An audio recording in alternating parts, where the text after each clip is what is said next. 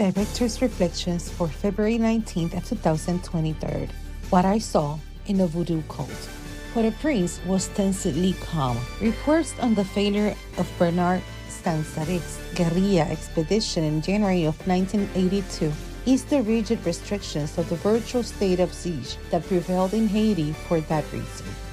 As a Reuters correspondent, I thought that it was time to take a break from my covered of the invasion, and I asked Celestine, my driver and guide, to take me to see a voodoo cult, a mysterious ceremony that I was curious about and wanted to witness. We went to some dark alleys on the outskirts until we reached the patio of a bar on the way to Marisan.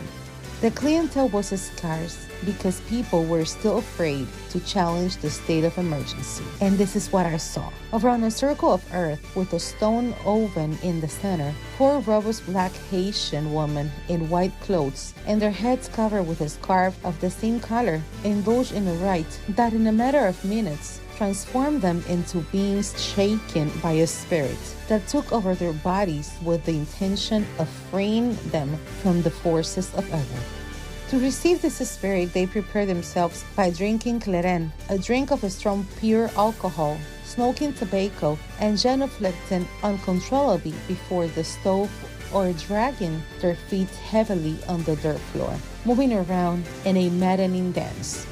Behind some men playing drums encouraged the arrival of the spirit to the bodies of the voodoo priest and priestesses. Sitting next to the woman, deep in meditation, was the same Haitian who suddenly, when the god became embodied in the woman, began to jump in a circle around the stove, shooting a few words in patois, while an attendant sprayed alcohol on his body. The man then took 2 pieces of burning wood that he took out under the stove and began to caress his body with them.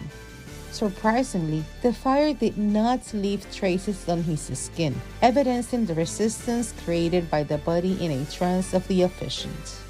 In the midst of this ecstasy, the man broke the bottle of alcohol and began to chew glass. For me, the most unpleasant and disgusting moment was when one of the attendees brought a live chicken, toasted several times over the fire, and then displayed it to the public. Immediately, the entranced man received the live chicken from the attendants and began to dance and jump, grabbing the bird by the neck and making it detach some feathers with its teeth.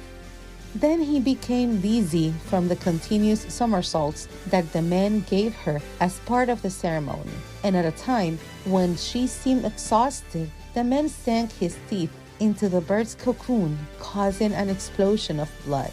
His black face was ink, red, after which the woman who danced next to him approached the dying hand to also sink their teeth and eat its meat and feathers raw.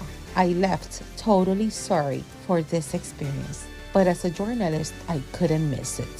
For Listín Diario, voiceover and translations by Indira Rodriguez.